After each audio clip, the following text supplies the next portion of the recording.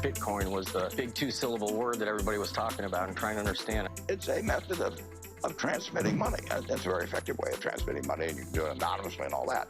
A check is a way of transmitting money, too. Our checks are worth a whole lot of money just because they can transmit money. Our money orders, you can transmit money by money orders. People do it. I hope Bitcoin becomes a better way of doing it, but you can replicate it a bunch of different ways, and it will be. And the idea that it has some huge intrinsic value is just a joke, in my view.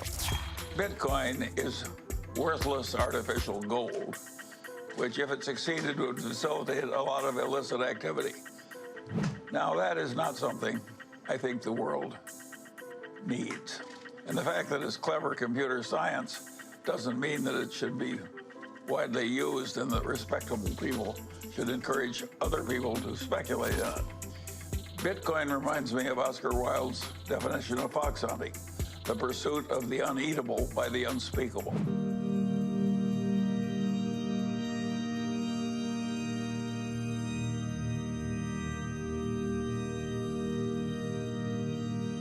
Facebook has a long list of scandals, including its repeated failures to safeguard its users' data. The only thing that he said that I agree with is that he will not launch Libra until the regulatory agencies say that they're ready to give some oversight to it and give some the word go.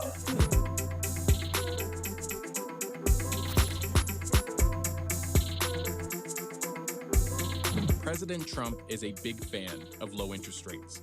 Frankly, if we ever got interest rates down where they should be, and if they weren't raised so fast, you would see another probably 10,000 points on the Dow. The Fed acted too soon. I turned out to be right.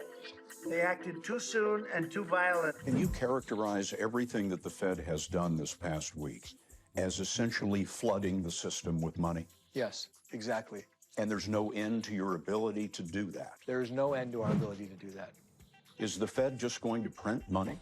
That's literally what Congress has told us to do. That's the authority that they've given us. I could care less about Bitcoin. I don't know why I said anything about it. The blockchain is a technology, which is a good technology. We actually use it. It will be used for a lot of different things. God bless the blockchain. Cryptocurrencies and digital currencies, I think are also fine. JP Morgan moves $6 trillion around the world every day. We don't do it in cash. It's done digitally. Mr. Diamond, in 2017, you called cryptocurrencies, quote, not a real thing. But this year, your firm unveiled JPM Coin and stated, quote, we are supportive of cryptocurrencies as long as they are properly controlled and regulated. Why the shift? So the blockchain is real. It's a technology. A lot of people use it and testing it today, and we think it will work over time. But the part that's not real is the cryptocurrency is not supported by anything.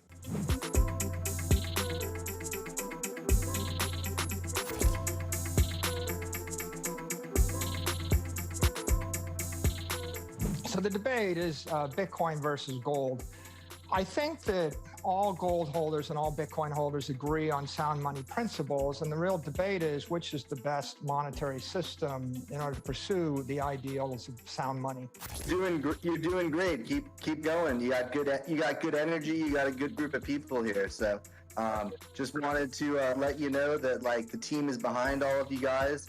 The team is behind all the gamers, and yeah, just want to come in and say hi. That's so nice of you. Aluminum, you've got silicon. You can't build a computer without silicon. You can't build a skyscraper without steel. You're not going to survive if you don't pick the right element.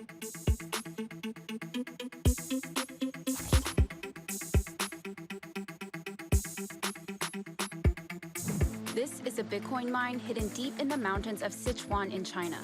And its rival is on the other side of the planet, at a former factory that used to make denim for Levi's. These two miners make money by providing the massive computing power that's required to process and record a high volume of cryptocurrency transactions. Business was soaring as Bitcoin hit new highs in early 2021.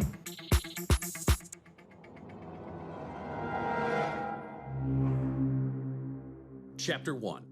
What is Bitcoin? A blockchain success. I think the blockchain technology as a whole, for record keeping and for instant settlement and just globalization of currencies, like there's so many different things. For me, the biggest thing is the disruption of the security markets. Just any transaction that has a third party or needs a third party as a trusted entity in the middle can be completely replaced with blockchain and with cryptocurrencies. And so there are just so many possibilities. What are you looking at there, man? I'm just finishing up some analysis. Buddy, it's 2018. You don't have any crypto yet? This is the way of the future, man. But isn't it just like some type of Ponzi scheme? Are you kidding me? This is going to be the gold of the future. What do you mean virtual gold? Yeah, store wealth is huge. Just the trade between individuals anywhere in the world instantly without borders is a huge thing. Blockchain is now most commonly known because of Bitcoin, the cryptocurrency. But blockchain is the underlying programming infrastructure on top of which cryptocurrencies like Bitcoin have been developed. Bitcoin was developed using SHA-256 security. Bitcoin is at this phase, given the low processing power of the network, Bitcoin is a electronic store of value, which has very, very high security via its encryption. Bitcoin, to me, has the prospect of becoming the dominant currency of the digital world. With Bitcoin, using Secure Hash Algorithm 2 makes it equivalent to one big, super secure Excel spreadsheet running on a decentralized network of computers. It's like a bank ledger in the sky that no one can hack. SHA-256 is one of the successor hash functions to SHA-1, collectively referred to as SHA-2, and is one of the strongest hash functions available. The 256-bit key makes it a good partner function for AES. The standard bank-level encryption is 256-bit AES or Advanced Encryption Standard. So we know we are in secure hands using a 256-bit standard with Bitcoin. Bitcoin's a way of quite simply communicating value from one person to another.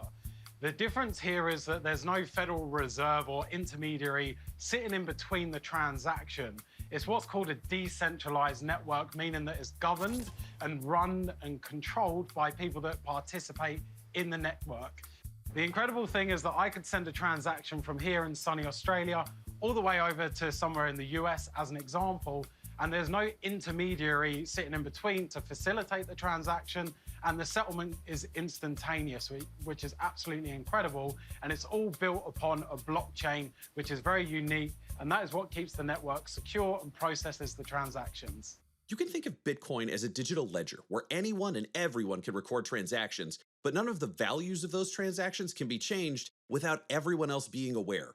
Today, we're going to be telling you something that people believe about Bitcoin that's absolutely not true. This is the biggest myth that people believe about Bitcoin. They said the same thing. They said, and it's untraceable. There's this idea that Bitcoin is not traceable.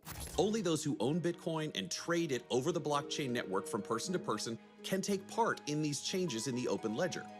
Because of that, Bitcoin is known as unhackable, although some other cryptocurrency technologies have been hacked in recent years.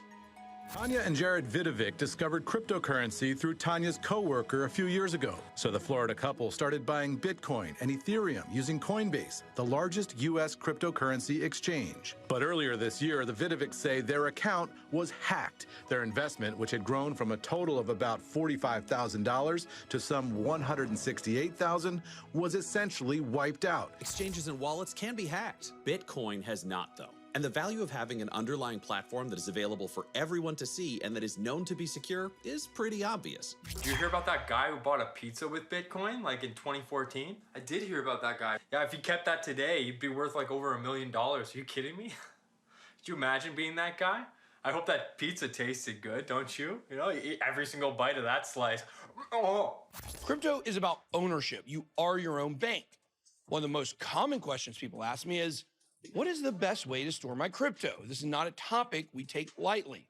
Unfortunately, whenever there's money on the table, there will always be desperate people out there who are willing to steal it. This industry is worth over $2.6 trillion. With that much on the line, you should take every precaution and do everything in your power to protect your piece of the pie. The best way to prevent any of this from happening to you is to purchase a cold storage hardware wallet. Cold storage means it's completely offline, consequently, impossible to hack into through a server. So when it comes to the safety side of things, the psychology is what is really more important. So think of it as building a house. If you've got solid foundations on your house, you're happy to build higher. But if you know you've got weak foundations, you do not want to build higher. And that is the importance of safety. It is your base foundation and your base pillar. So when it does come to safety, there's many different ways to store. Cryptocurrency on the exchange is a no-no. Pull it offline in your own possession. There's software wallets, which are connected to the internet, which again, I am a little bit questionable around because they are susceptible to being hacked because they're still connected to the internet. The safest way is definitely hardware wallets. Ledger devices are one of the most common, Trezor as well. I personally prefer Ledger. Now, where most people go wrong is they think, okay, great, I'll go out and buy a Ledger device and I'll chuck my crypto on there and I'll be good to go. When you set up the device, you're given what's called a recovery phrase. This is a combination of 24 words, and it's unique to you and your device and your part of the blockchain. Think of that as your front door key. What's really important is that you manage multiple copies of that front door key, but you're able to access it anywhere in the world at any point in time. Most people, unfortunately, write it down on a bit of paper. Paper burns, paper turns to paper mache in a flood. It can get lost, it can get stolen. It's no good in your fireproof safe at home if you're on holiday on the other side of the world. And also, if you pass away, you want to know that you've transferred all those details to someone else. But maybe you don't want to give them access right now because you don't necessarily feel comfortable doing that. So you can set up time lock release digital vaults, which are encrypted, and that gives you access anywhere in the world at any point in time, but also you can pass that data over to someone else without actually giving them access. So secure your foundation, and then you'll be able to build more than a house, maybe a hotel on top. That means blockchain, in all its various uses, allows for the removal of corruptible middlemen from various transactions. And more cost-effective for people to trade. Madoff was someone who was very much in the thick of things on Wall Street and generally respected. No more shady brokers or con men are stealing money on the blockchain. It is simply a tangibly high-value technology that replaces the traditional banking systems with each coin that is created on the blockchain. That's why the traditional banking system was originally so scared of it becoming more credible or popular in its early days of fame. You said, in trading cryptocurrency, it's like dealing with freshly harvested baby brains. Yeah, I mean, people can say whatever they want. I think, you know, someone on Twitter says, yes, it's rat poison, but the rat is actually the banking system. So all of the incumbents are, you know, worried about what will this mean. I think for me, it's all about inevitability of the progress of technology. To me, nation states and banks and everyone will move to cryptocurrencies because it will allow so much efficiency to occur. I mean, if I can buy and sell goods with between two counterparties, and I do not need any intermediaries to settle that, and I do not need to send an invoice, and we can have the transaction happen and the settlement happen instantaneous, then that will cut out so much cost out of almost anything we do. Quantifications, for example, for supply chain are that up to 10% of the cost of supply chain can be removed. So on global trade, that's about 1.8 trillion. So you know you can do the math. Those are staggering numbers that are basically too big not to harvest. And that can only be done by really implementing cryptocurrencies and going quite far along with that. So then that's, for me, that's the underlying wave of what we're talking about. This is talking about Internet 3.0 or the Internet of money or streaming money or having that interaction with a digital good that allows for the next evolution of digital trade. So having said that, then we can have a discussion about the current cryptocurrencies and where is that going to go. This is footage from the 2016 Davos conference, where bankers noticed Bitcoin's global popularity. Maybe, just maybe, makes the bankers suddenly very fond of the regulators because guess what? Maybe they're going to protect them from the new disruptive forces. I mean, I made some money off of it, but how much money are you really making? I mean, I don't like getting into numbers exactly, right? Basically, I invested $1,000, you know, just see what happens. And that's 50,000 now, so I don't like to get numbers though, but you know, it's, yeah, I made $58,000. Really? Cryptocurrency is a game changer, and banks hate when the game changes, especially if it's in your favor. This is footage where Warren Buffett comments on cryptocurrencies. That's one kind of game that is not investing. More like rat poison squared. Yeah, so right now I'm heading over to the print shop, getting this sign laminated. So when I'm street performing on the street, turntablism, I'm able to accept your favorite cryptocurrency.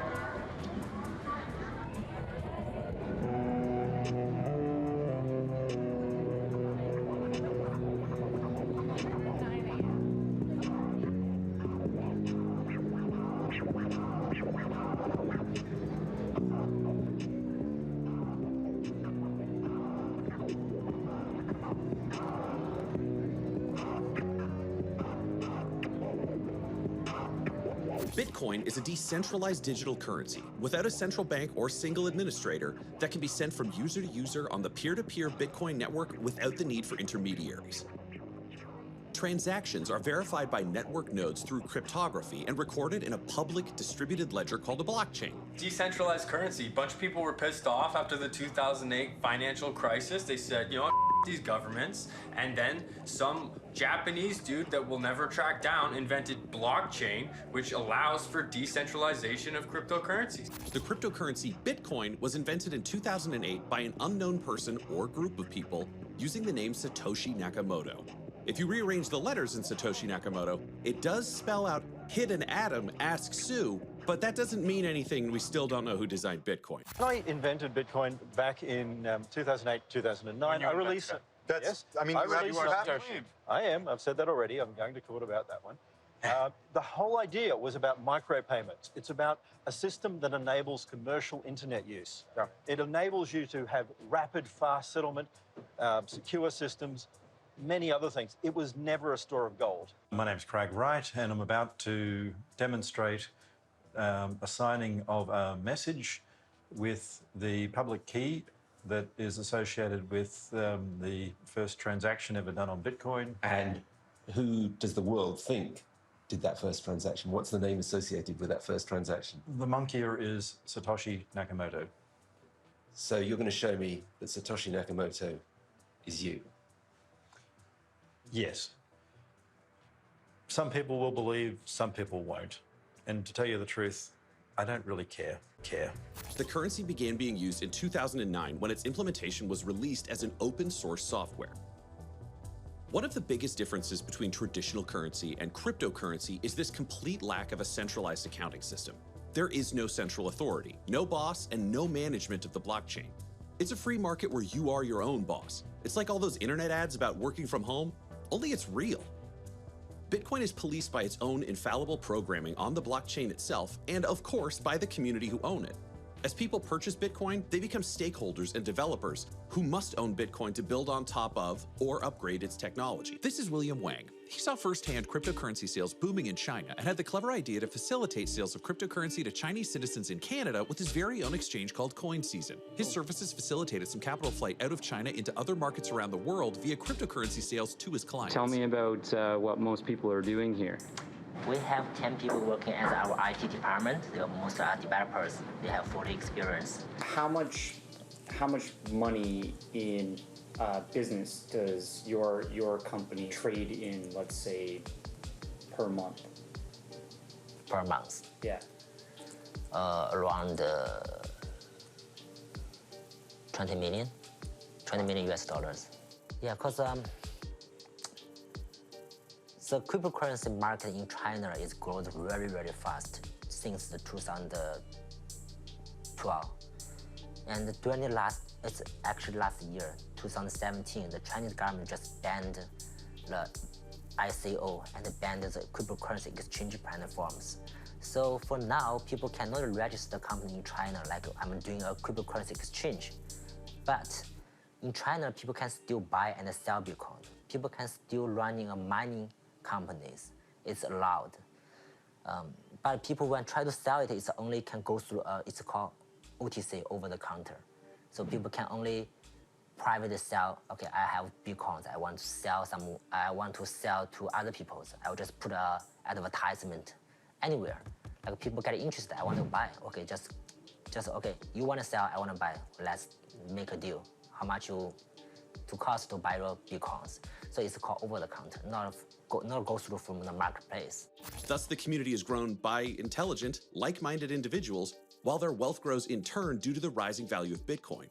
Bitcoin owners are steering Bitcoin and helping other Bitcoin owners, so people who join the market have all the advantages of the top earners. It'd be like if you and Elon Musk had the same financial advisor, only you don't have to pay them because Elon is footing the bill. So what makes Bitcoin's value rise so much? Simply supply and demand. And of course, first-to-market advantages. There originally was supposed to only ever be 21 million Bitcoin in circulation. However, that number has now shrunk because over the years, large portions of Bitcoin have been lost by wallet holders who passed away without sharing their password information. People lose coins all the time, only in this case, it makes the remaining coins more valuable. It's like if your friend lost a quarter, so now the quarter you own is worth 30 cents. So 23% is the number of Bitcoins right now that have either been lost or mismanaged, which is, we're talking about hundreds and hundreds of billions of dollars, and no doubt in the future that will probably be trillions of dollars. Now, what happens is people are losing equivalent to that front door key, you might say, and unfortunately, they haven't made a copy of that. So they can see what's inside the house, you can see what's on the blockchain, but you just can't unlock it to regain access, which is a really scary reality. There's some incredible stories. So there's a guy in the UK, 7,500 Bitcoin he had on his hard drive, which he threw in a dump site, and he's been trying to buy the dump site for years, unfortunately.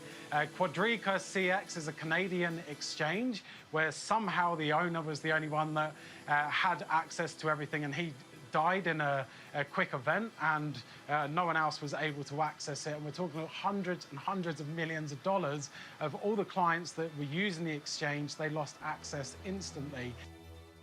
What you're seeing here is an image of 18 million Bitcoin.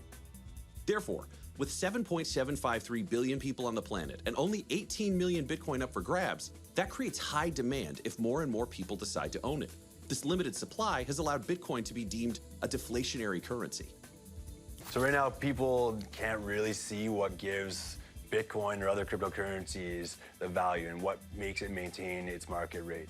Simple supply and demand. People want cryptocurrency, and it's not just restricted to one country, it's the global demand. And so something like the US dollar is backed by the US government, the GDP of that country. And with cryptocurrencies, they're backed by the global GDP, essentially, because it's opening up to the demand of anybody around the world. So, like right now, we've got a flood of fiat currency into digital currencies. And I really think that could be the catalyst of taking cryptocurrencies or digital currencies, whether it's Bitcoin or another one, into the mainstream, and it could even become the global reserve currency. Over the last few hundred years, there's been several different global reserve currencies. It was France, then Britain, and then the United States. And these cycles, like the reserve currencies usually last about 100 years. And I think it makes sense for the next global reserve currency to be a true global currency. And that would be a cryptocurrency or digital currency. There's no question in my mind, it has never been a question in my mind, that cryptocurrency will replace our entire financial system. That's part of the reason why I got into all this. It's so hot and heavy is because it's so obvious that one day we're not going to be trading paper money. Everything will be digital. Cryptocurrency, blockchain is the only thing that makes sense right now, and I think we'll see that, for a long time to come. In terms of the world reserve currency, we will see that replaced. The average amount of years is about 90 years if you go back to the first reserve currency, which was from Portugal, I think in the 14 or 1500s. Every 90 years that's changed. Right now, we're about 90 years for the United States dollar being the world reserve currency. So it will be changing very soon. Now, will that be Bitcoin or will we have some kind of transition? I think that's the more important question. In my mind, I think it is possible it could be Bitcoin, but also a CBDC, a central bank digital currency, could kind of get us in the middle between where we're at right now and Bitcoin. You don't have to own one whole Bitcoin either. You can own a fraction of a Bitcoin, up to 8 decimal places, or 100 millionth of a single Bitcoin. These parts, or smaller fractions of a Bitcoin, are called Satoshis in honor of their creator. Again, we don't know who that is, so if you're the real Satoshi Nakamoto, please stand up. As Bitcoin charted a new decentralized currency landscape in the world, new technologies that work like Bitcoin have sprung up around the world to challenge its market dominance. Take this chart, for example. This shows all the other cryptocurrencies, utility tokens, Ethereum tokens, smart contract coins, DeFi coins, interoperable bridge coins for smart contract networks, and of course, Oracle coins for bridging data from the traditional internet to the new internet Web 3.0. There is a problem with the internet, and if we don't fix it, then let's just say the internet may not be around for long.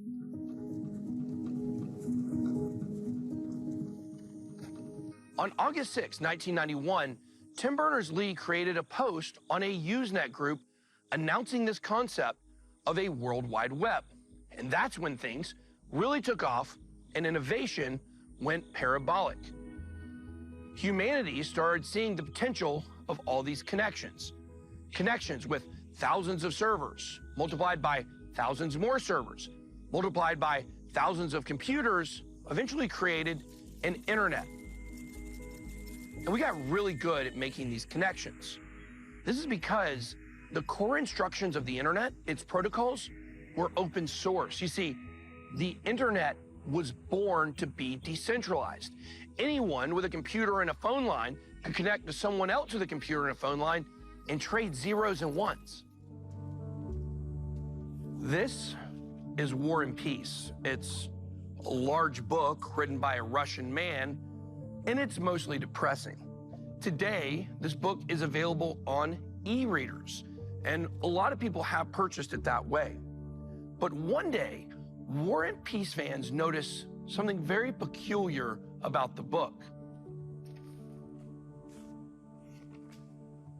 When the flame of the sulfur splinters nooked by the tinder burned up, first blue and then red, Sherbinin lit the tallow candle. Beautiful, isn't it? There's only one problem. How are splinters nooked? They aren't. They're kindled. Customers who bought the War and Peace ebook through Barnes & Noble's e-reader, The Nook, discovered this, and they complained. Come to find out, an algorithm created by the Barnes & Noble marketing team went rogue and replaced the word Kindle, the name of Amazon's e-reader, with the name of their own e-reader, Nook. Funny, isn't it? No one accepted blame, and there was no record to try to track down. Everything in the ebook world is centralized and controlled by mega corporations. Corporations that can control and manipulate the stories that have affected and shaped our society and culture. Yeah, so, I look at it from an innovation perspective. So how can innovation keep happening at a large scale, in a global scale? I'll give you an example, simple example. Let's look at, Amazon and Facebook and Google today. I always ask myself, how big do I want Amazon and Facebook to be? They're pretty big already. They're getting closer to $1 trillion business, and they'll just keep growing and growing and dominating the space. They dominate the user data. They dominating the business, and when the competition comes out, they're just gonna, either acquire them and then kill them later on, or they're just going to build their own solution and then outcompete them, like the competitors. So they're really dominating, and the core of that is they're dominating the data. So they have all the data they want, to control, whatever they want to do. Really, so they're just going to keep getting bigger and bigger and bigger, and at some point, innovation is going to be really, really challenging, because the data is siloed among Facebook and Google and Amazon, all the big names out there. So as a consumer, I will never be able to get an optimized experience, for my whole life. My life of watching TV, my life of online shopping, my life of digital footprint, like searching and browsing, and my social life. I won't be able to integrate all of them. So nobody is going to be able to access the data among all the vendors, all the companies out there, to create a customized kind of a perfect life for me. So when you look at it this way, when you look at blockchain and decentralization, it really creates a mechanism to actually democratize data. So look, the reality is there's no stopping the direction we're moving as a humanity. We're getting ever and ever more digital, and our lives are becoming digitized, and essentially my belief is that we're going to end up being in some type of an augmented reality. We almost are now. We're fully attached to our devices. We have a heart attack if we leave it behind when we go down to the local shop. But the reality is this is just an evolution. The metaverse, the web, this new web that most people are stepping over every day when they walk out their front door is happening. It's unfolding. It's being thousands of developers around the globe are building this new web as we speak. So there's no doubt that this is where we're headed. But before we discuss the relevancy of all these different technologies in this new world, we must explain the old world of currency. Let's talk about old money. Chapter 2. What is currency? Money that wasn't programmed well. Currency started developing adoption 6,000 to 9,000 years ago as some sort of medium of exchange in which people used something of value to stand in for goods. Over 9,000 years ago. In the beginning, we used bartering. You want to sleep in my cave? You give me 3 eggs and a stick.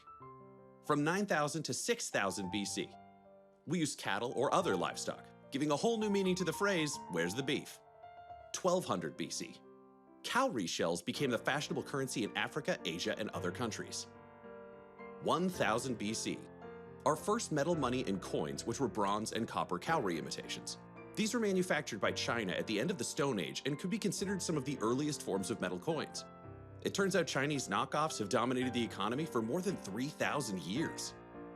500 BC is when we saw the birth of modern coinage outside of China. The first coins were developed out of lumps of silver. They soon took the familiar round form of today and were stamped with various gods and emperors to mark their authenticity. These early coins first appeared in Lydia, which is part of present-day Turkey, but the techniques were quickly copied and further refined by the Greek, Persian, Macedonian, and later the Roman empires. Unlike Chinese coins, which depended on base metals, these new coins were made from precious metals such as silver, bronze, and gold. From 118 BC to the late 1700s, different forms of bartering or trade customs, food, dancing, prostitution, gift-giving, jewels, clothing exchange, and non-metal currencies including leather, paper, and shells circulated through many different cultures around the world. But with the rise of the English Empire and the domination of many of these different cultures, eventually in 1816, gold was established as the standard for wealth. At this time, non-inflationary production of standard banknotes, which represented your possession of a certain amount of gold, were created. Other countries caught on to the benefits of using gold, and in the United States, the Gold Standard Act was officially enacted in 1900, which helped lead to the establishment of a central bank. So, a central bank, with the help of its best and brightest humans, implements monetary policies for a country.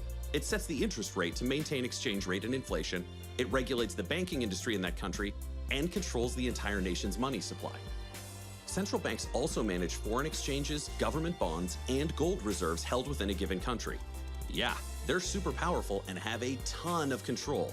They're like Bond villains, only without the laser-based traps. No, Mr. Bond, I expect you to die. A central bank is a critical component of a nation's ability to thrive through trade and economic growth domestically and internationally. These banks are primarily independent, with limited control by legislative and executive bodies. Throughout the world, most countries have central banks. Approximately 75% of the world's central bank assets are controlled by China, the United States, Japan, and countries that now make up the Eurozone. There are also a handful of countries that do not have a central bank. These nations include Andorra, the Isle of Man, Kiribati, the Marshall Islands, Micronesia, Monaco, Nauru, Palau, and Tuvalu. In 1930, the modern world temporarily saw the end of the gold standard due to the sweeping, massive economic depression which was felt worldwide, marking the beginning of the end of the gold standard. The British and international gold standards soon ended as well, and the complexities of international monetary regulation began. Most things weren't seen as having value, except, of course, for gold. On May 1st, Franklin Delano Roosevelt signed Executive Order 6102, requiring all persons to deliver on or before May 1st, 1933, all but a small amount of gold coin, gold bullion, and gold certificates owned by them to the Federal Reserve in exchange for $20.67, equivalent to $419 in 2021, per troy ounce. If you were found to own more gold than what was allowed, the government was allowed to confiscate it by force. Soon after this action, through the late 1930s in the United States, the gold standard was revised and the price of gold was raised by the government to $35 per ounce in order to increase the money supply. Stocks had little value to offer, yet the only stocks being traded that retained or gained in value were the gold miners. From then on, the US dollar became a gold-backed currency again, but this time the government's gold control ruled the dollar value. As the world recovered from the deepest depression in history, war broke out in Europe when Hitler invaded Poland in 1939. The United States became a great war economy, and many other nations did too outside of the direct conflict. As the war ended, Europe was ravaged by destruction and death, and the world turned to the United States for stability, and the international monetary system was dubbed the Bretton Woods system after the meeting of 44 countries in Bretton Woods, New Hampshire in 1944. The countries involved agreed to keep their currencies fixed, but adjustable in exceptional situations, to the dollar, and the dollar was fixed to gold. It took some time to fully establish, but in 1958, when the Bretton Woods system became operational, countries settled their international balances in US dollars, and US dollars were convertible to gold at a fixed exchange rate of $35 an ounce. The United States had the responsibility of keeping the dollar price of gold fixed and had to adjust the supply of dollars to maintain confidence in future gold convertibility. The US dollar was then deemed, what some would argue, a stable coin, more internationally known as a reserve currency. If anyone could trust only one currency in the world, it was the US dollar. Since the United States held about 3/4 of the world's official gold reserves, the system seemed secure. The system became at peril many times, though, when gold crises would hit due to supply shocks in many of the countries taking part in the gold pool. By the late 60s, the United States faced the Triffin dilemma, which is where foreign nations wish to hold US dollars. In turn, the United States must be willing to supply the world with an extra supply of its currency to fulfill world demand for these foreign exchange reserves, leading to a trade deficit. On top of that, in early 1970, the United States was facing an economic recession, inflation, and inflated interest rates. This economic condition is called stagflation. To sum it up bluntly, stagflation is as bad as it sounds. To address the pressure the United States was under to avoid worsening stagflation, President Nixon's administration coordinated a plan for bold action. On the evening of August 15, 1971, Nixon addressed the nation on a new economic policy that not only was intended to correct the balance of payments internationally, but also stave off inflation and lower the unemployment rate. We must protect the position of the American dollar as a pillar of monetary stability around the world. Foreign governments could no longer exchange their dollars for gold, and in effect, the international monetary system turned into a fiat one. I have directed the Secretary of the Treasury to take the action necessary to defend the dollar against the speculators. The whole world converted to a fiat-based currency economy soon after. What is a fiat currency? Don't worry, we're diving into that now. Fiat money is a currency established as money by government regulation. Fiat money does not have intrinsic value. It has value only because a government, or in this case a group of governments, maintains its value, because parties engaging in exchange agree on its value. Essentially, it's money that all the major governments have agreed is money. The US dollar has been recognized as the most stable of fiat currencies due to the country's great wealth, economic GDP, and military might internationally. And yet many events, including the 2008 Great Financial Crisis, have proven that this fiat-based reserve currency is coming to an end in its supremacy. Frankly, fiat-based currencies aren't any more reliable than the previous kinds of currencies. They're just different. The final crisis to put the US dollar on its weakest legs has proven to be the global pandemic that shocked the world from 2019 until now. To address household and corporate money problems to serve debts, central banks worldwide printed money and bailed everyone out of defaulting. This has led and will continue to lead to the greatest inflation crisis the world has ever seen. Partly due to the worldwide labor and goods shortage during the pandemic. Also partly because everything in the world seems to be getting worse at the same time. Honestly, 2021 is a trash fire. But the real long-term underlying problem is the mechanism of fiat currency in the first place. Debt is at a worldwide all-time high, and fiat currency really only serves now as a debt-backed dollar. The problem there, as you can guess, is that debtors often default. Central banks help facilitate the cycle of the credit system through loans in order for international and domestic banks to grow their business partner or consumer's purchasing power. A loan is a commitment that you, the borrower, will receive money from a lender, and you will pay back the total you borrowed with added interest over a defined time period. The terms of each loan are defined in a contract provided by the lender. Mortgages are loans. And the money you definitely shouldn't borrow from the mafia when you think a horse is going to win a race is also a loan. As you can imagine, terms are variable. The concept of credit has been around for thousands of years. Babylon's Cone of Hammurabi set maximum loan interest rates, and when the Roman statesman Cicero's neighbor bought a large parcel of land, he did it with credit notes. But back then, just like today, one couldn't tell whether someone was creditworthy based on their appearance alone. Just because a man wore a fancy toga or owned many camels or appeared to be wealthy didn't mean he was necessarily going to pay back his debts. Unless he could pay back those debts with camels, which wasn't a common form of currency. This meant some sort of system based on past credit behavior was needed to make better lending decisions. Credit scores were developed to sum up the credit behavior reflected in credit reports with a convenient score. Engineer Bill Fair and mathematician Earl Isaac developed the first credit scoring system in 1956. In 1989, a refined credit scoring system based on their initial system was introduced and quickly became an industry standard. This score is known as your FICO score, or Fair-Isaac Corporation score.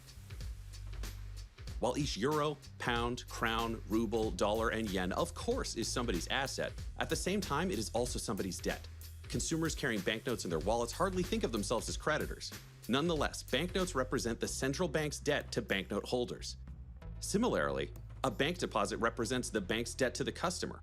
If you're confused, it's because the system is designed to make you confused. So much of currency, which people think of as a literal physical item, is actually backed by invisible, non-real forces that give it its value but can also make it disappear.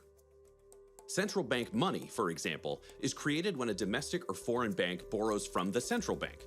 Recently, the United States Democratic and Republican Party had to scramble and agree upon a further national debt ceiling raise because, let's face it, who's got the money to pay back that debt created from the money printing right now? The bailouts, in the form of money printing, is just another debt loan to temporarily prevent economic default on loans. All of these factors at play right now around the world could lead to the biggest inflation crisis the US dollar has ever seen, a debt crisis that consumers and businesses have never seen before, and the largest economic depression due to immense defaults on loans and jobless individual civilians in history. So where do Bitcoin and other cryptocurrencies fit in with all of this? Bitcoin was created as a new currency to address all of the pitfalls of the current failing money system. It was created in 2008 in defiance of the traditional banking system after the major world banks took bailout money meant for economic stimulus or distressed divisions of their bank's employees, but instead, those banks tended to pay their top executives massive bonuses. That's right, the rich got richer while the rest of us lost our jobs and our savings. Fiat currency is so charming, isn't it? Bitcoin was implemented in 2009, and since then has skyrocketed into value from global demand and growing use cases. The truth is, we see the prices going up for everything, whether it's from milk or a Coke at the gas station. I always look back at the fact that when I was a kid, 20 years ago in high school, that we would go to the soda machine, it was $1. When it jumped up to $1.25, that was crazy. It's already up to $2.50 on average from what I see at different Coke machines. And I think that when you really think about how devalued our currency is getting, just the proof is in the pudding whenever you go to the store. Bitcoin is the ultimate hedge against that inflation. However, you do also have to remember that Bitcoin is volatile. And so the price goes up, the price goes down. But over the long term, when you zoom out, the chart is very clear. The value of Bitcoin goes up over time and the value of our current fiat currency goes down. So it's very easy to see that it is a hedge. My name's Gary Vant. Some would say the original Gary V. And I'm a hedge fund manager. Back in my day, only drug addicts did Ether.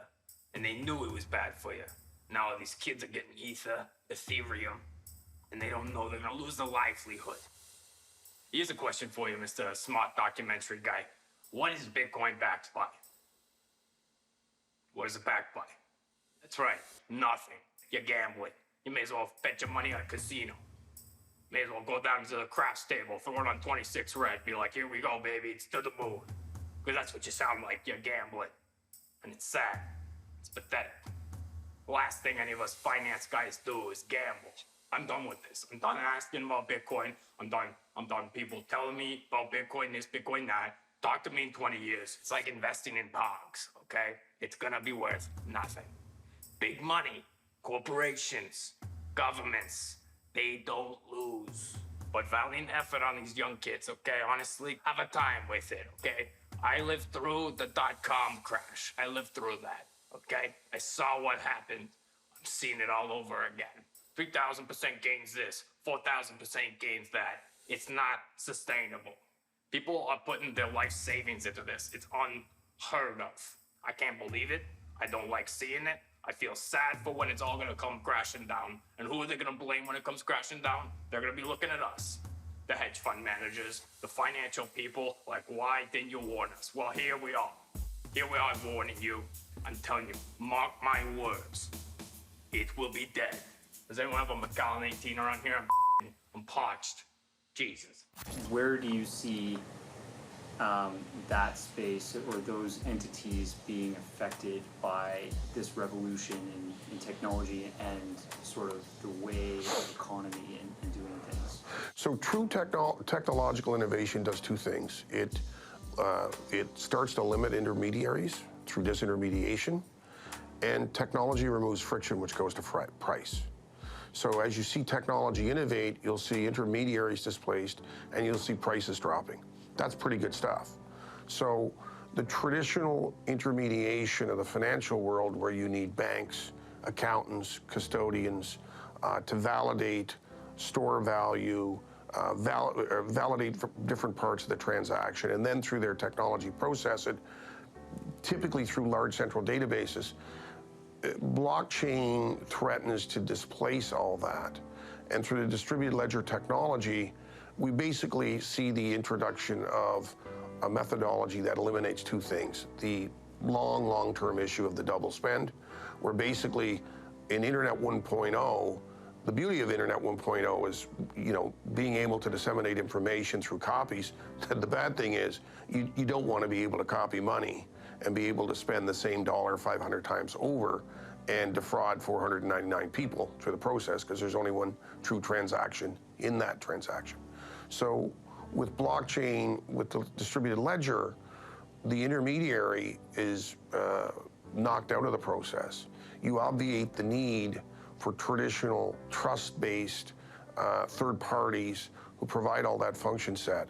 And through a peer-to-peer system that's based on technology and a ledger, you're moving towards a system that will probably be the first mechanism to bring, 2 billion people in the world who can't currently participate in our financial system because they don't even have identification or they don't have a credit record.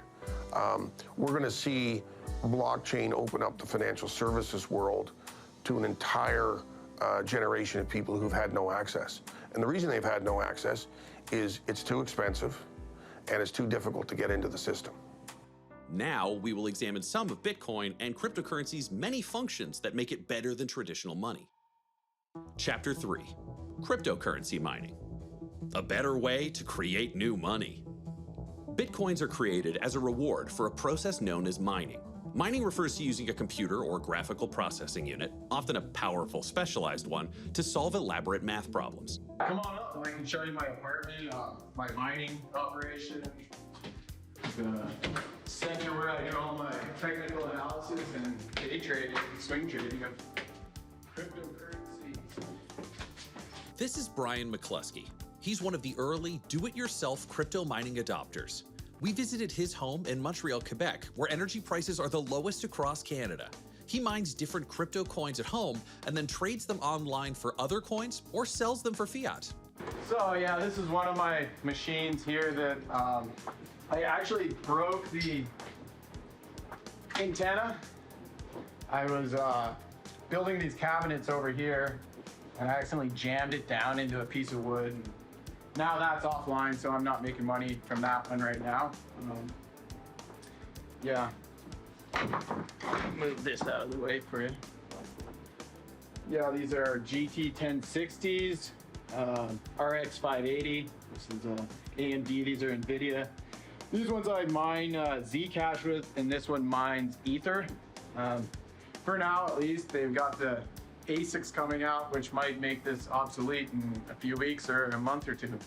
We'll see. See if it's still profitable soon. And so yes, I just built these cabinets here in my kitchen. Not only do I make food, I make digital money. So I can show you what's going on here. I just installed these fans. They're inline fans that suck the heat out of my apartment because it was getting hot in here. It was good in the winter when it was minus 20 degrees, but now that it's summertime, you can't have these things running without some way to get rid of the heat. So yeah, this one's my main Ether mining setup.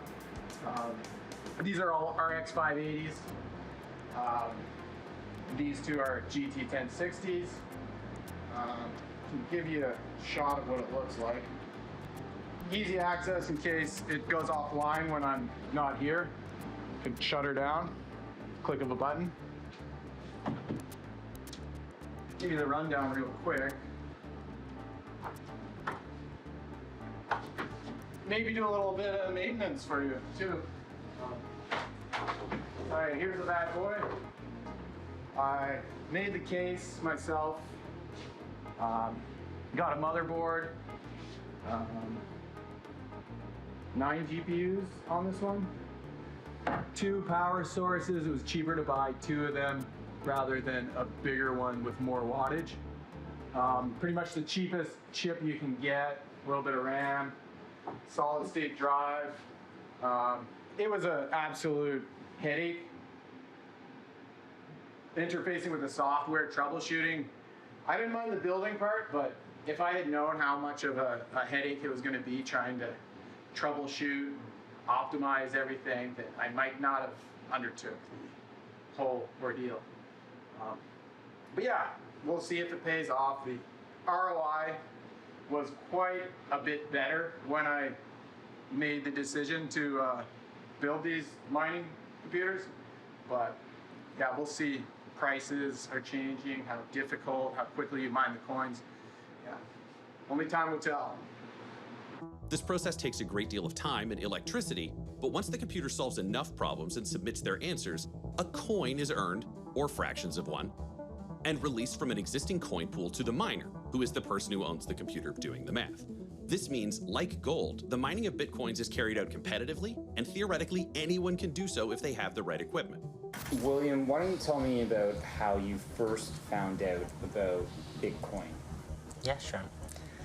My first time hear Bitcoin is 2013, and I was in China. One time I went to my friend's house, and he was like sitting in front of the computer. I don't know what he's doing there, but he's feeling like when he's playing the computer, he's smiling a lot and feels pretty excited. And I asked, what are you doing here? Why you smell like, I said, oh, I'm mining. Well, what are you mining? They told me about Bitcoins. I said, I'm mining Bitcoins. Okay, interesting, Bitcoin. That's my first time hear Bitcoin. Admittedly, also like gold after its initial rush, cryptocurrency mining has become monopolized by a few large-scale players. China is one of the largest scale countries to participate, using cheap energy from independent coal startup electricity plants.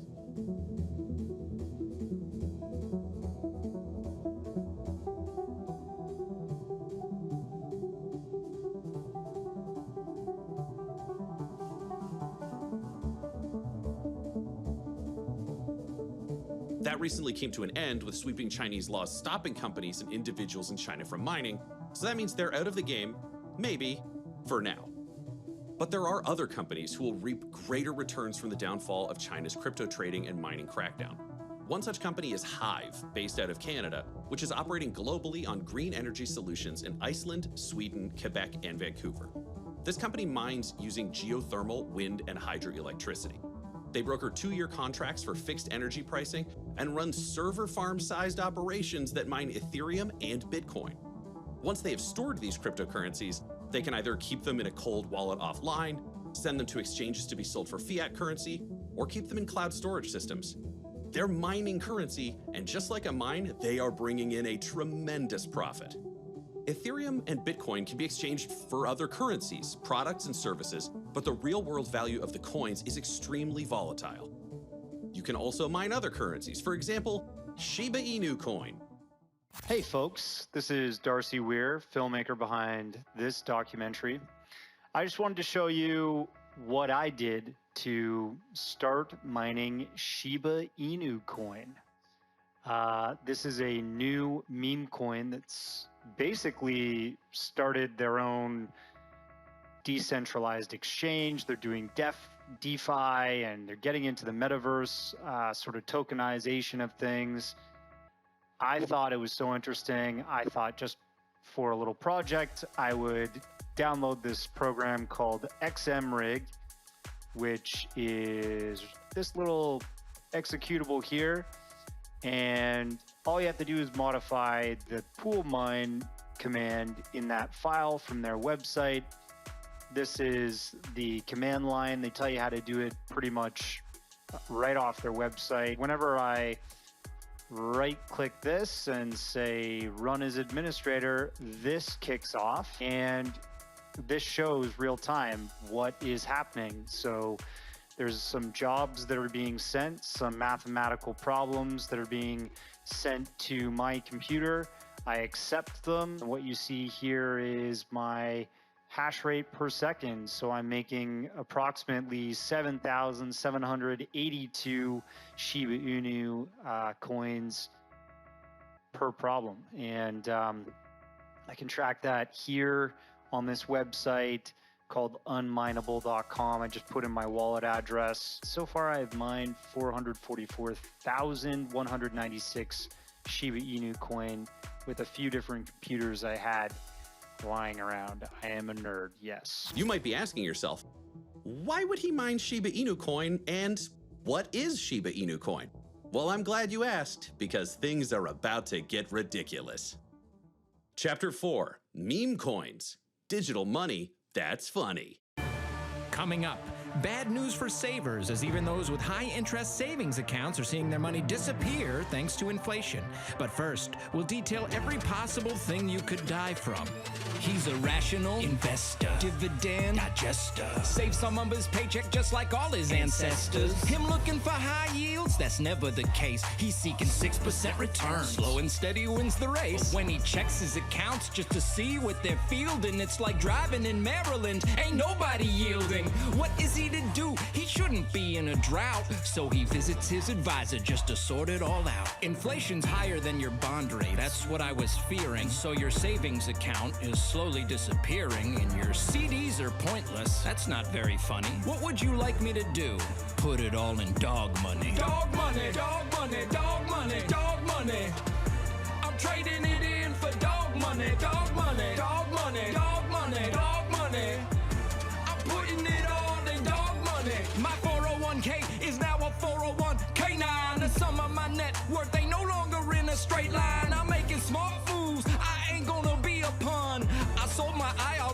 bought an NFT or one. All in on Doge, I dish them out like a Tommy gun. You think I was statehood the way I'm passing on Washington?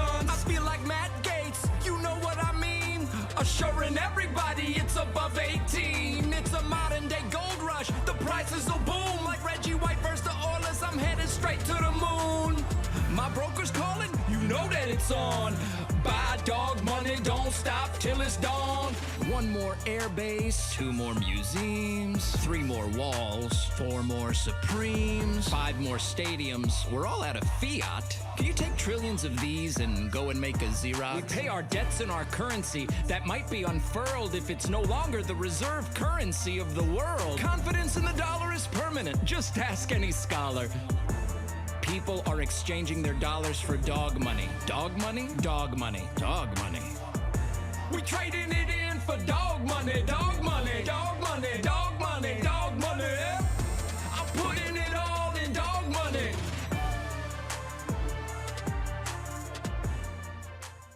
Yo, did you just say crypto? No, but I thought it. Did you get any Yep coin? Never heard of it. What coins you have? Pikachu coin, Stellar coin, Yeast coin, Spatula coin, Electrical Equipment coin, IUD coin, Shed coin, Teletubby coin. Teletubby coin's great. Did you get any Vert coin? Of course I got Vert coin. It's gonna be the next Doge. I love looking at coins, man. I feel like when I was 6 years old, I had like a case of coins. Those ones were made like back in the 1800s, but like now all my coins are in the computer. Did you get any Cum coin? Cum coin's not a thing. Cum coin's a thing.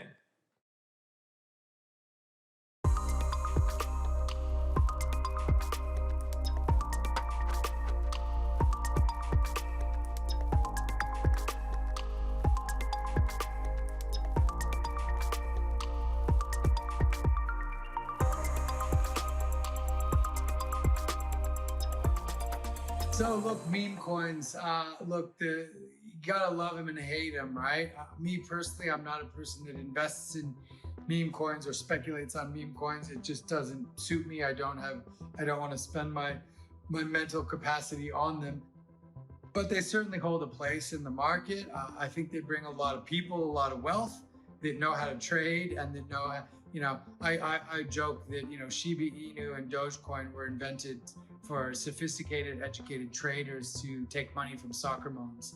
And I say that because I was, recently down at my local grocery store and I overheard a couple of women in their 30s talking about Shiba Inu, and one said, yeah, my husband's got us onto this cryptocurrency. It's going to be the next Bitcoin, and it only needs to go to a penny and we're going to be millionaires with our investment. And when I hear that, it's shocking and it's sad. But I told her, I said, hey, look, the reality is for Shiba Inu to get to a penny, that's going to require every dollar that's in all the markets around the world to pour into Shiba Inu. And I'm sorry that that's very unlikely. She looked at me like I was a crazy person, an idiot with my hair on fire, what's left of it. But, so when I see that, it makes me a little bit disappointed because I think a lot of people come to the space and they think that that's their way of making a quick buck. And the reality is 90% of them don't win. You hear the stories about the Dogecoin millionaires, but you don't hear the stories about the husbands that convinced their wife that this was going to be, the ticket to their financial freedom, and they lose everything because they have no understanding of what they're investing in. The fact that most of these have zero utility, and that there's essentially sophisticated, educated traders on the other side that are taking money away from them. So that part of it's disappointing.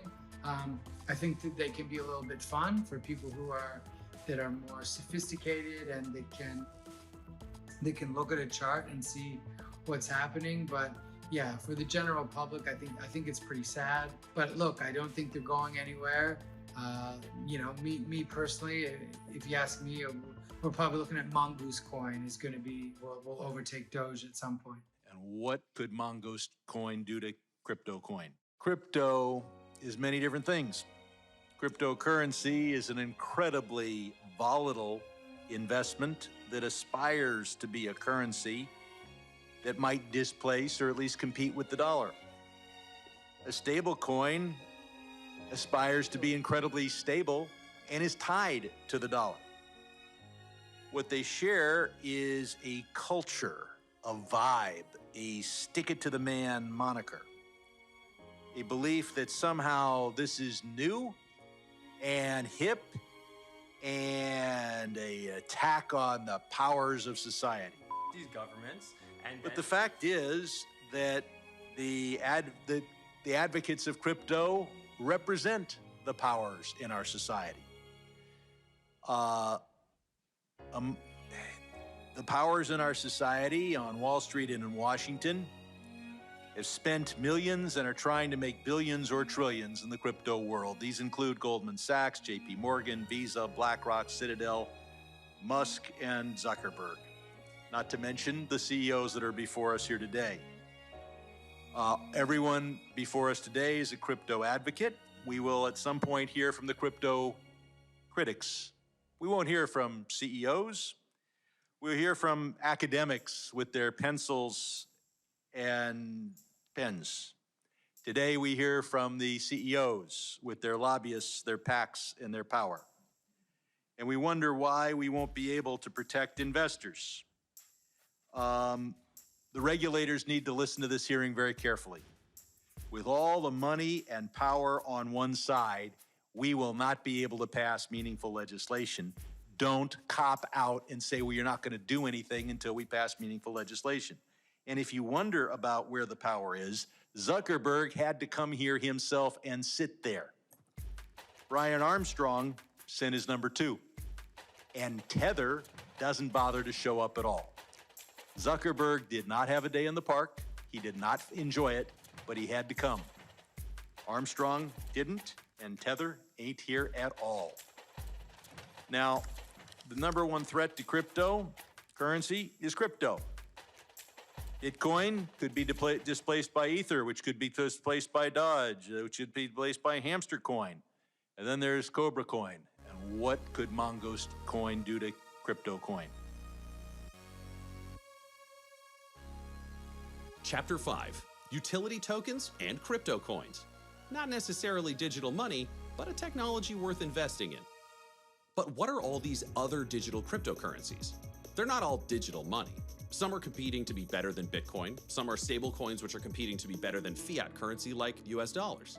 Some are popular because of the exchanges that they are traded on, which have millions of users. Some are characterized as new utility tokens, and some are DeFi coins, which we will get into later. There's so many different types of cryptocurrency sectors out there, and this really is what confuses most people. There's the most common, which are payments like Bitcoin. Then on top of that, you've got scalability, layer 2 solutions, privacy-based, play to earn, utility tokens, there's DAOs, decentralized finance, the list goes on. As we just discussed, there are also coins that are intended to be online jokes, and that's pretty much it, though they can end up being hilariously valuable at times. Some currencies are created to back the function of a new utility, application, or system that is in place. For example, the VET token made by the VeChain Foundation is a smart contract currency that enables tracking and smart logistics for large corporations that are shipping unique products around the world. Preventing counterfeit sales, products going stale before arrival, and covering shipping insurance claims with accuracy are all benefits of this new smart contract cryptocurrency. VET was originally created on the Ethereum network, but due to the recent years' skyrocketing gas fee costs to run transactions on the Ethereum network, many new smart contract technology competitors to Ethereum have popped up. But soon, the VeChain Foundation created their own smart contract VeChain Thor network, running applications and using its own gas fees in order to avoid the use of Ethereum technology. 1.0, we had this protocol here.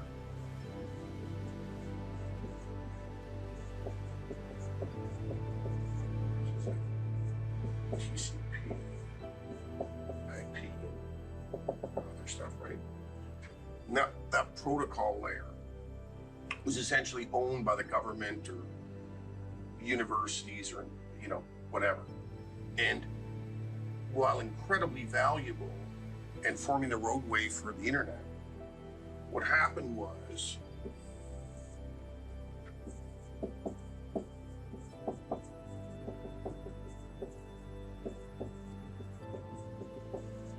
that's where all the value got created in Internet 1.0, right? So this is Facebook.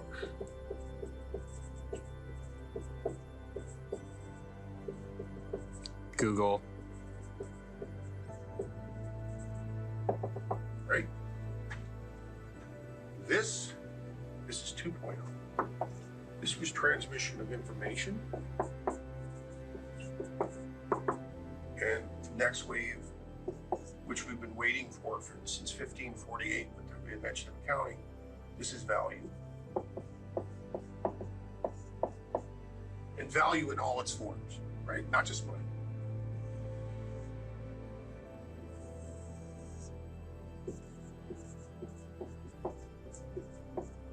This protocol layer is what's called a fat protocol layer.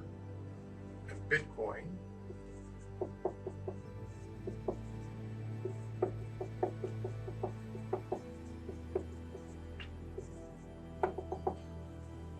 there is exceptional value being created in the protocol layer that was never created in Internet 1.0. And of course, there'll be an application layer up here, which is really what the ICOs are funding, right?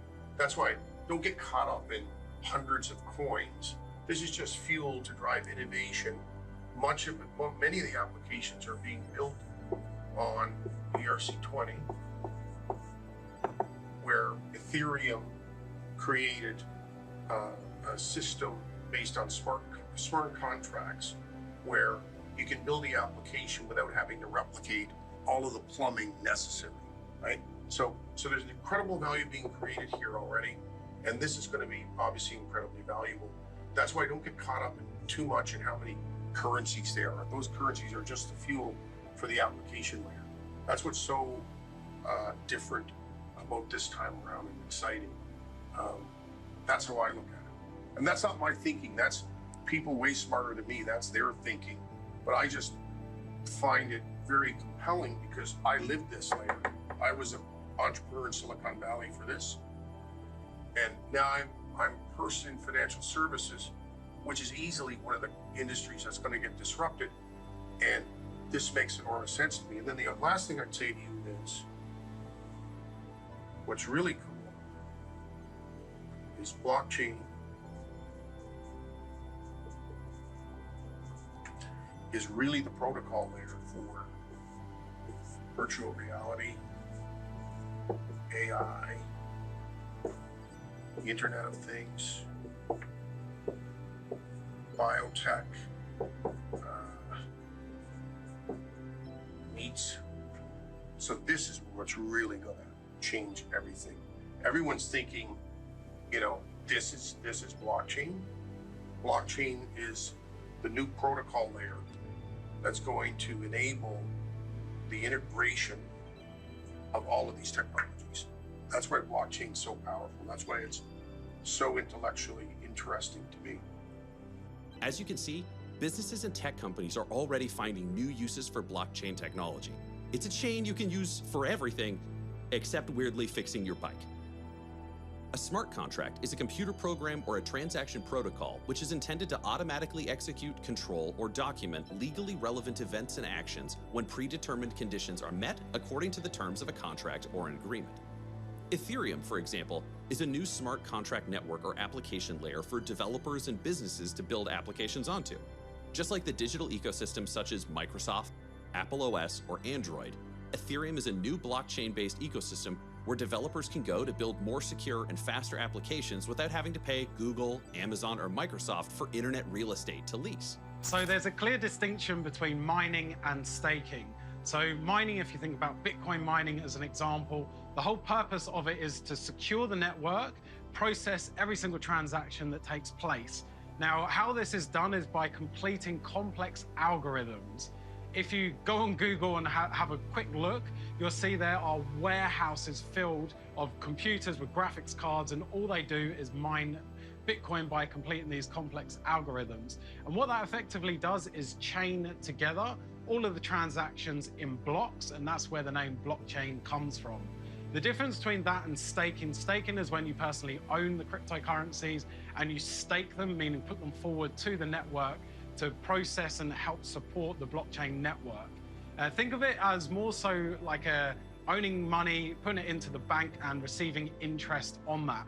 You can have different lockup periods as well. You can be flexible. You can have long-term lockups, and they pay different APYs, meaning interest payments per year, which is all calculated on the time frame that you hold it. Examples of this, there's Ethereum 2.0 that just came out. You have to own 32 Ethereum to be able to stake through that network. Algorand is a big one. They've recently introduced a new network or a new way of staking, which offers very high yields for a locked up period of 3 months. Cardano is a huge one that you can do through the Ada Lite platform, which is certainly lucrative as well. So there's many different opportunities to create wealth through interest, and that's why staking is a huge part of cryptocurrency, but mining is where the whole creation comes from. Think of it like gold mining. Ethereum is the community-run technology powering the cryptocurrency Ether, ETH, and thousands of decentralized applications. Ethereum is a technology that's home to digital money, global payments, and applications like gaming. The community has built a booming digital economy in bold new ways. One way that it has reinvented a traditional investment model such as finance is through DeFi, otherwise known as decentralized finance. Other smart contract currencies have risen in popularity over the past 2 years due to the rising popularity of NFTs, aka non-fungible tokens. They've proven that gaming, I know it's wild but true, is a new decentralized finance environment. We have seen the explosive popularity of some such coins rise in prominence such as Solana, Cardano, EGLD, and many more due to their new ecosystem offerings. All of these smart contract networks now are offering NFTs. But what are NFTs really? NFTs are a type of digital asset which uses blockchain to record the ownership of items such as images, videos, and other collectibles.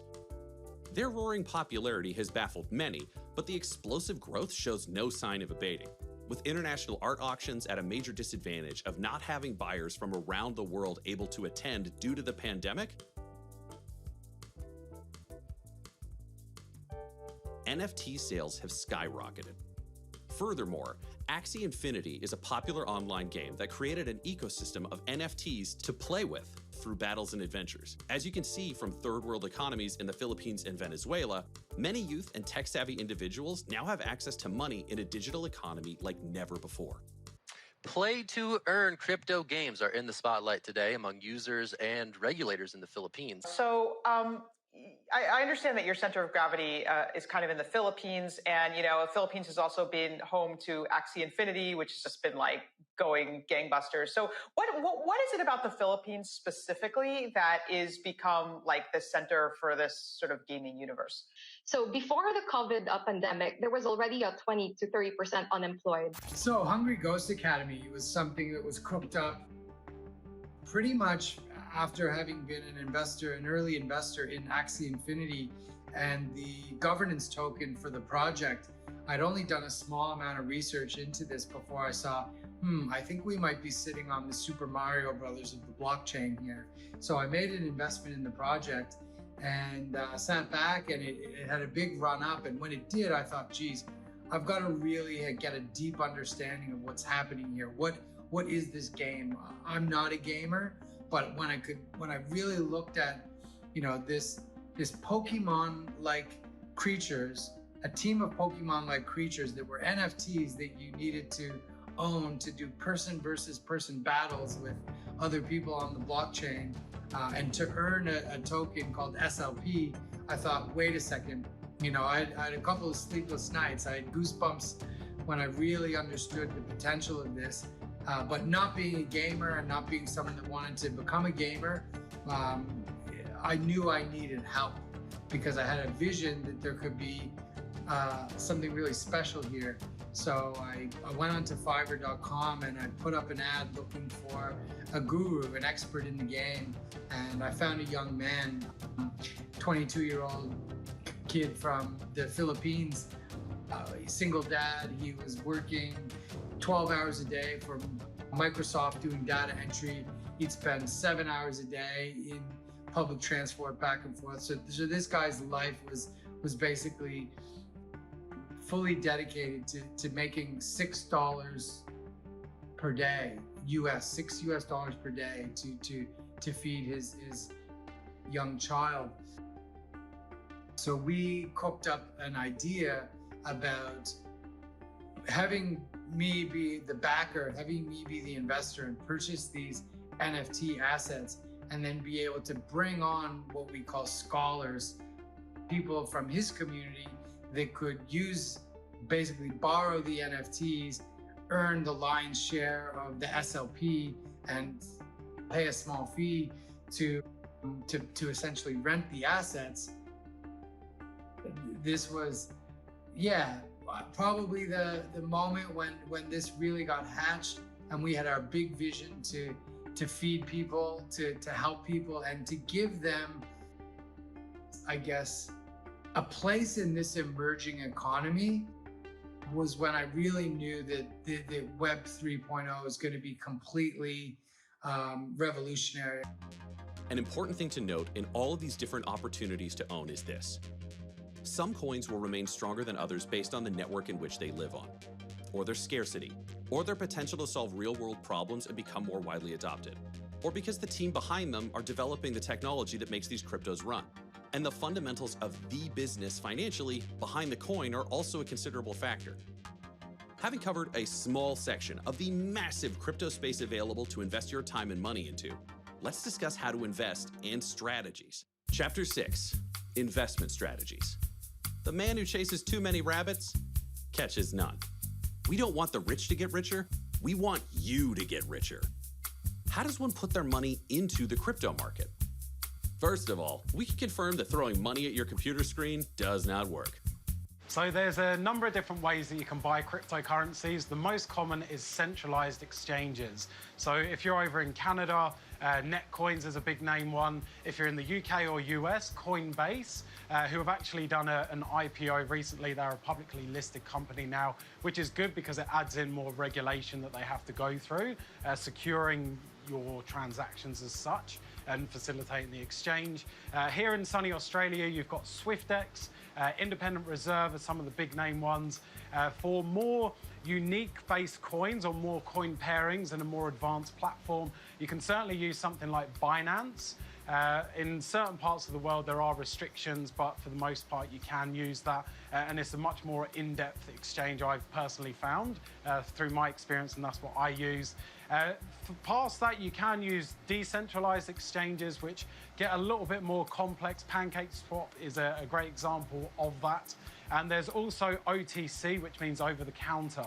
And that's where you can have almost like an account manager. You'll call up someone. Caleb & Brown is a huge name here in Australia, but I know that they deal with many clients in the US as well. And that will be simply a way of facilitating the transaction by having an account manager. They can be a custodian of that and store the crypto for you. I don't personally believe in that. I think you're better to store it and manage it yourself. I first entered the cryptocurrency market by figuring out what the Canadian exchange that seemed the most popular and largest, which was Quadriga CX. I was actually in Korea at the time, and I had to go through the verification process to put money in. I wasn't even able to do it until I got back to Canada, because after I went through all the verification, sending them a picture of my ID, driver's license or whatever, a photo of me holding it, some other documents, I think like a credit card statement or something.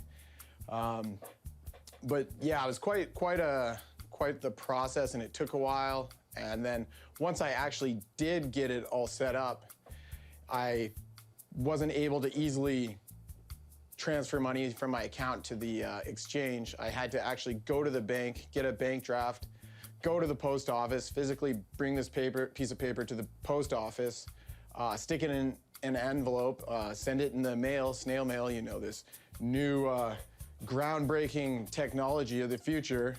Still using snail mail to actually get my money into the system. Seemed a little bit ironic to me, but so yeah, it took a few weeks to get money into the system, and then I would buy it from other people on the exchange. Do you feel like the security for this site is equivalent to like a bank? Most definitely not. It all seems bit suspect and sketchy to me. Of course, I had no other choice besides to take the risk of what I did not know to be secure. As far as I know, this is one of the ones that hasn't gotten hacked. I remember at one point in the beginning, there was the Cloudflare breach, and this website uses Cloudflare, but then days later, it was a while later, they made an announcement that it didn't actually affect them. Cryptocurrency, despite requiring some technical know-how, is far more user-friendly for far more people now than ever before. In the early days, once an account has been established, it remains anonymous. You do not require ID, government approval, or any oversight to be able to set up a digital wallet of your own. There are also no fees for maintaining a wallet unless you want to do so through a paid service. Lastly, transaction fees are much, much lower than at traditional banks. Up to $68 million worth of Litecoin has been transferred for as little as 50 cents. Now that's a bank fee any of us can get behind.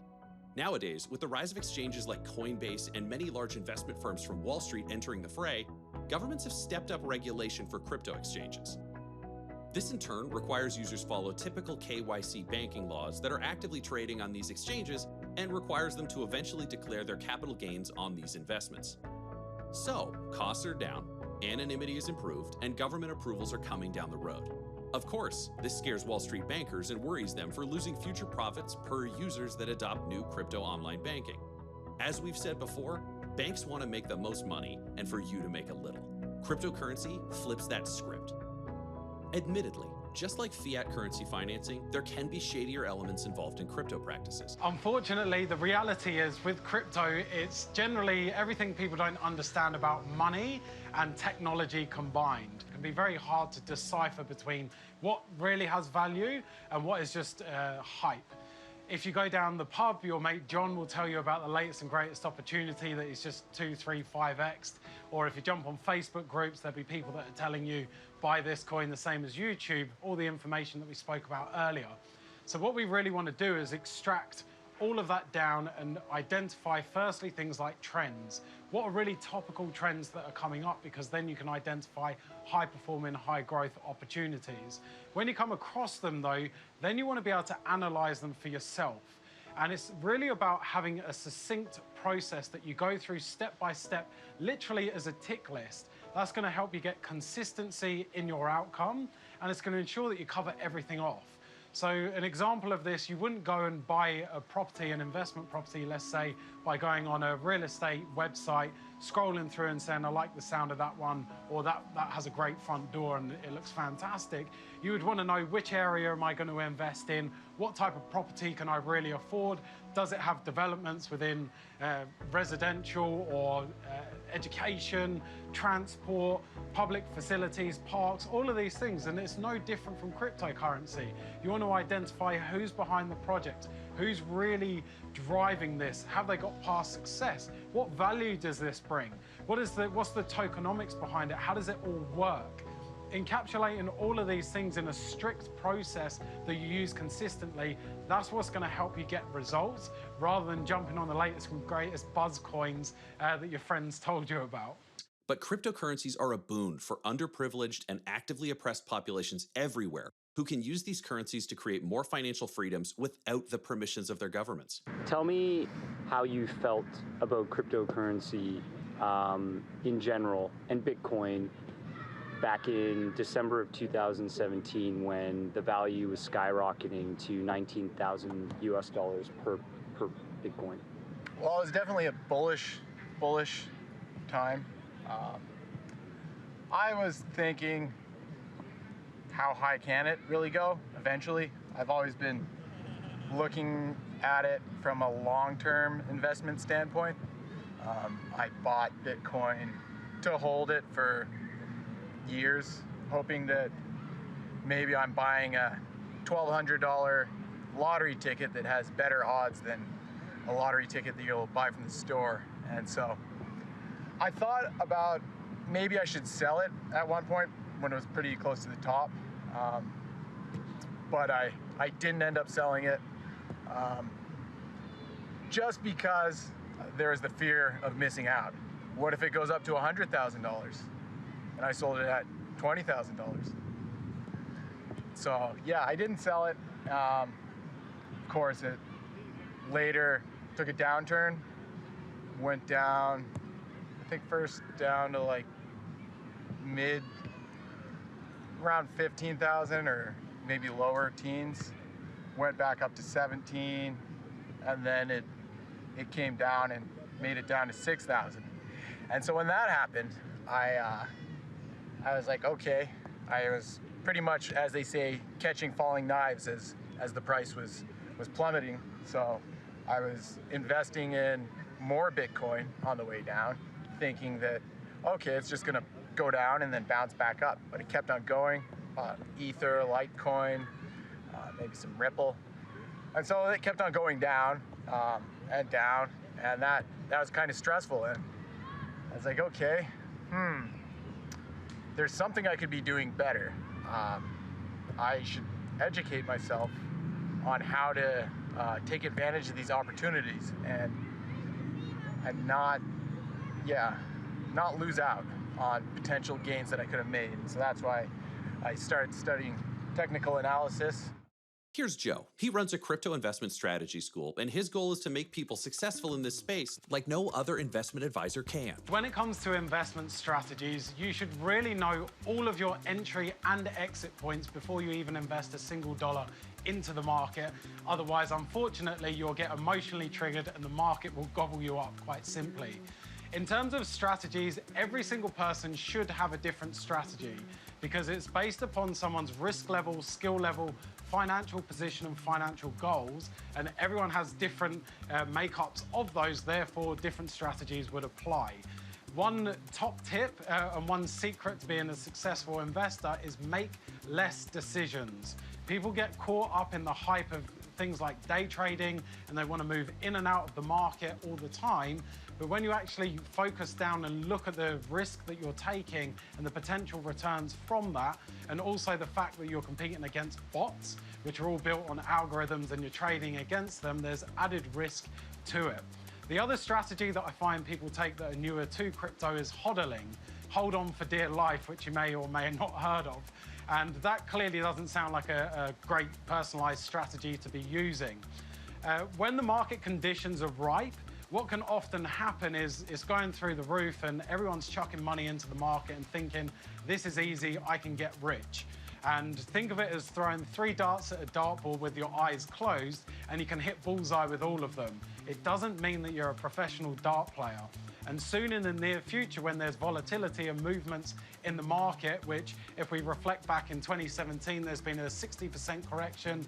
In 2018, there was an 83%. And back in 2014, there was an 87% correction.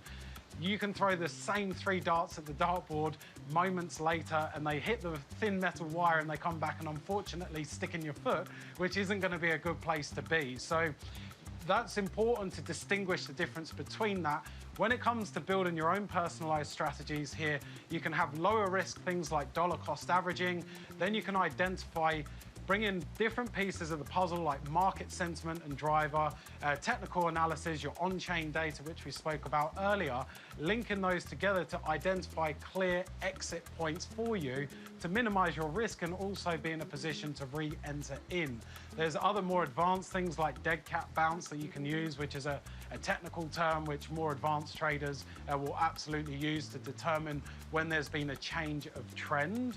And you can also do things like swing trading as well, which is shorter term. So there's many different strategies that you can piece together.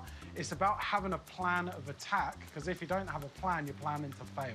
This is Joe's explanation of how to gauge different investment opportunities and how to avoid losing lots of money. There's so much information out there that completely overwhelms new and current investors in cryptocurrency. I completely understand because I was there once upon a time. So there's YouTube channels with people spruiking the latest and greatest opportunities. There's Facebook groups where it's the blind leading the blind, quite frankly, and Reddit channels. There's a lot of content. So what we want to do is dial down the noise, and how you can really do this is purely by focusing on data.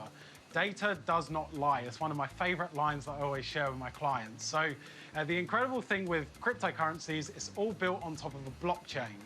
And that means that you can extract every single transaction that has ever taken place. It's a public digital ledger, so you can see everything. Now, with that being said, there's companies like Glassnode that have extracted all of those transactions out and then put it into some really useful and meaningful charts that you can then analyze. Big ones like supply and demand, which is Economics 101. That is the biggest thing that's going to tell you the future expectation of pricing, something that no technical chart will ever show you. It will also share with you things like the pricing, where it's currently at, and if people are profitable or how profitable they are at that level, and also inflows and outflows of exchanges, so you can see when people are going to be selling or actually pulling off, which will have an impact on the pricing. So that is your friend, data, not the noise of the market.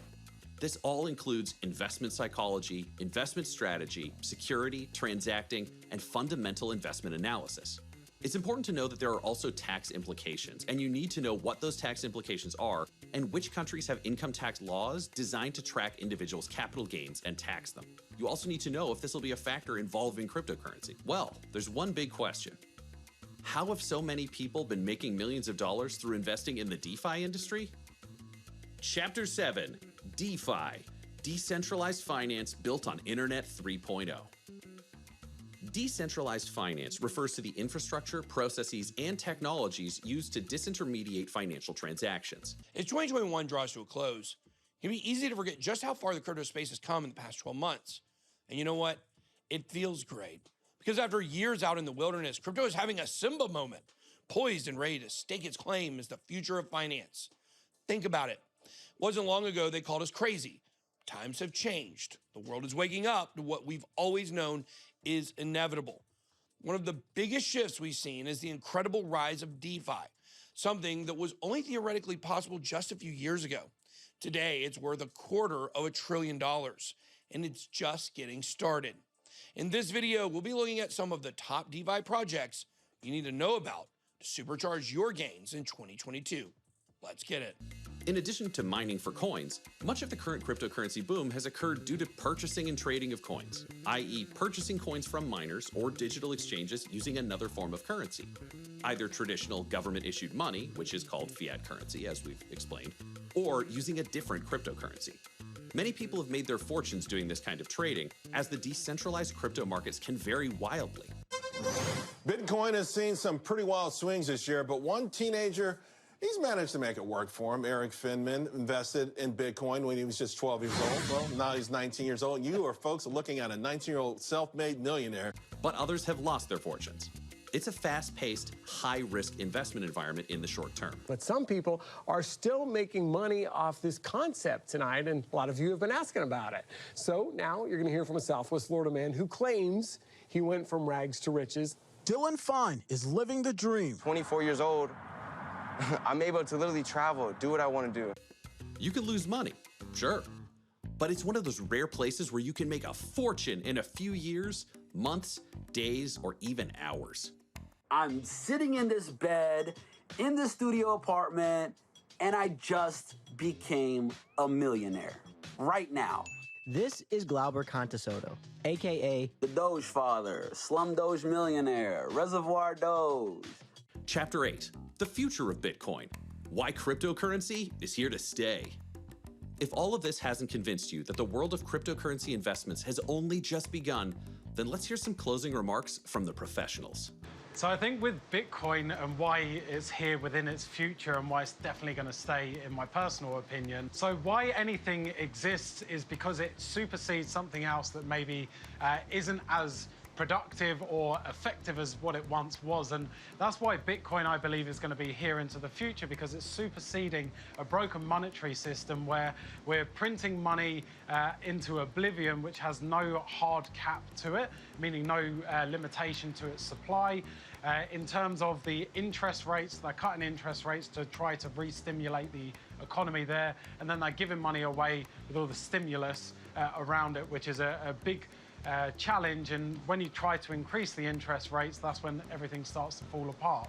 So that's why cryptocurrency is, in terms of its performance to date and into the future, will continue to expand and grow, because it brings all of these challenges and it overcomes them quite simply. And that, to me, is what's creating a different store of value. It's the natural progression. We've gone from trading, barter systems, to gold coins, to paper money representing, and now we're moving into a digital era. And this is why it's a natural evolution for our monetary system and supply, and it's also not controlled by centralized governing functions, which a lot of people do not want to rely and don't trust anymore. You know, when Satoshi created the white paper and the early version of Bitcoin, you know, this person or group of person, you know, disappeared. So there's no kind of like face or leadership of Bitcoin that influence how it goes.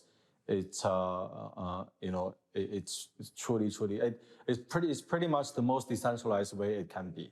So it's 10-year battle-proof technology, you know, truly decentralized, and it has the most liquidity, and it has the most market cap. You know, it's basically, you know, the technology and the blockchain that people can trust, you know, as a store of value. You know, as possibly as payment if the technology, you know, improves speed of transaction. NFT, gamings, the metaverse, this is going to be a massive thing, not only just into 2022, but this is going to be for the next decade, right? Web 1.0 is we could get on and we could read. You know, that evolved into Web 2.0 where we could get on, we could read and write, but essentially we were the product. Our data was the product, and it was owned by big tech, and it was owned by billionaires and millionaires in Silicon Valley, and it was very centralized. Now we're moving back into this decentralized Web 3.0, where essentially we own the web. 3 industries that I feel like are going to be affected heavily by blockchain and cryptocurrency. Number 1, social media. I mean, social media is absolutely huge in the world right now. It's only going to get bigger, but we're plagued by the problem of censorship on social media. Ethereum, for instance, allows us to have decentralized internet platforms that can be censorship resistant, and I definitely want to see that in the future. Another industry that definitely can be helped is privacy. If you look at privacy, we have none, basically because of a lot of the decisions of social media companies and tech companies. We've become the product. So when it comes to data and privacy, this is something that we have to have in the future to secure the future for our children and our grandchildren, because now we have an entire generation whose privacy has been eaten away. The third thing I would probably say is just the financial industry itself.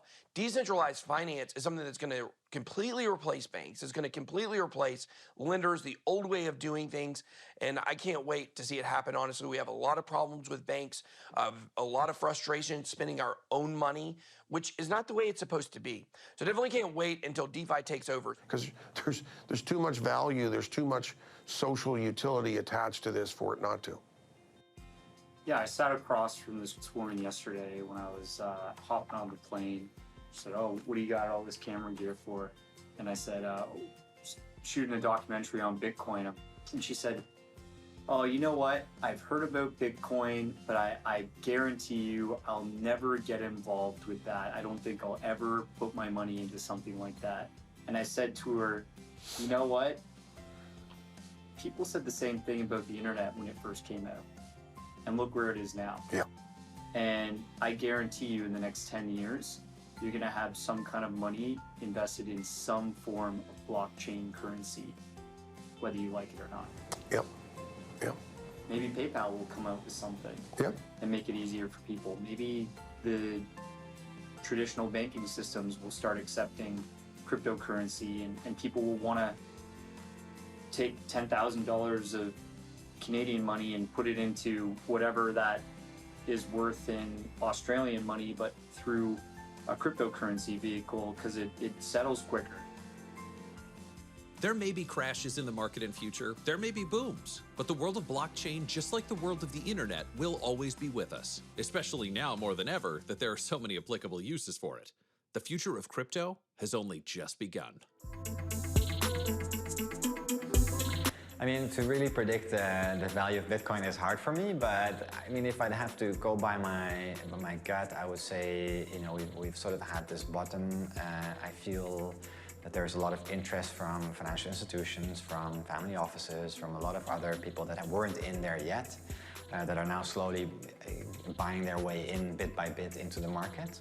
But now the institutions are here, dude, and the institutions are trying to manipulate the market, and it's really sad. People are gonna get taken advantage of, and that's why I'm arming myself with technical analysis. Taking advantage of that is really my route to financial freedom. I'm teaching myself lots of different things about like candlestick charts, Fibonacci bands. There are dudes on YouTube that are teaching you how to identify a golden pocket, the Wyckoff distribution.